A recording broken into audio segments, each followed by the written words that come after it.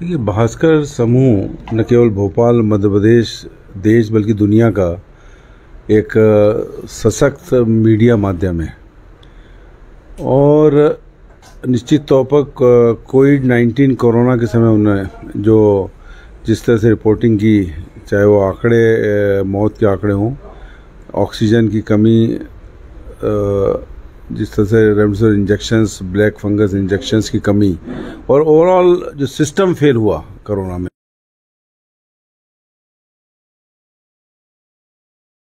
तो जो आज ये भारत समाचार और भास्कर ग्रुप पर छापेमारी कार्रवाई की गई है, विपक्ष लगातार इसका विरोध कर रहा है। संसद के सत्र के दौरान भी विपक्ष ने इस मुद्दे को उठाया और विरोध किया गया, नारेबाजी की गई है, सत्र को स्थगित कर दिया गया है। तो इस पर आपका क्या कहना? वैक्सीन समय पर नहीं दे पाए, जिसकी वजह से दूसरी लहर आई। तो कुल मिला के इन सब चीज़ों को उन्होंने उजागर किया, और चाहे वो मोदी सरकार हो या मध्य प्रदेश की राज्य सरकार, ये लोकतंत्र के चौथे स्तंभ की हत्या करने पे तुले हुए हैं।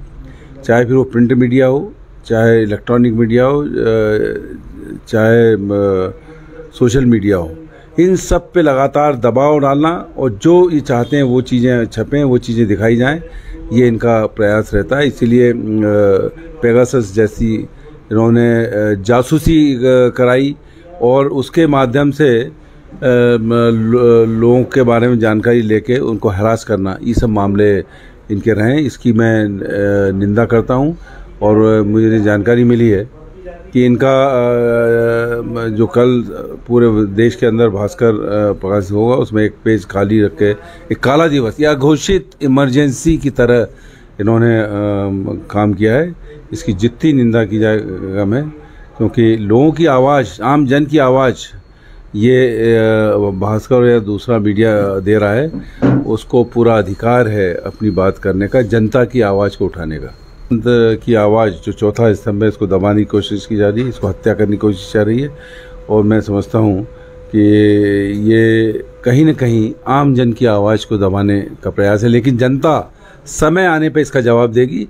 और कांग्रेस और पूरा विपक्ष, दैनिक भास्कर और इस तरह के जो समाचार पत्र और मीडिया है जो लगातार सही जानकारियाँ दे रहे हैं, कांग्रेस और पूरा विपक्ष उनके साथ रहेगा। और एक समय था जब दैनिक भास्कर ग्रुप आपके खिलाफ कैंपेन चला रहा था, आपकी खबरें नहीं लगाने की बात की जा रही थी, उसको लेकर आप क्या कहेंगे? और आज आप उनका समर्थन कर रहे हैं? नहीं, समर्थन मेरा उस बात के लिए है कि लोकतंत्र में एक कोई किसी इंडिविजुअल की बात नहीं होती है, ये आम लोगों की बात होती है। ये आम लोगों की बात अगर उसको हम देखें, वो पूरी ताकत से उठाई थी भास्कर समूह ने।